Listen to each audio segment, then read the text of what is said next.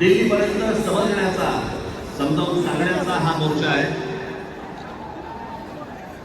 या विषयामध्ये अनेक लोकांनी माझ्या सकट सर्वांनीच या विषयावरती अनेक भाष्य केलेलं आहे, भाषण दिलेली आहे, बोललेलं आहे. तोच विषय तुम्हाला नव्याने सांगण्यासारखं असं काहीच नाही.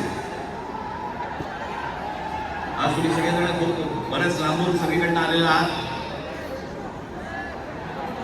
सर्वप्रथम आपण सर्वांचे मी आभार मानतो की आपण सर्वजण मोठ्या ताकदीने आज इथे मोर्चाला जमलात.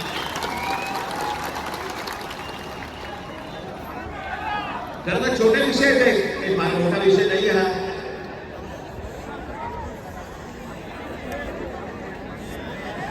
आम्ही बोलतो,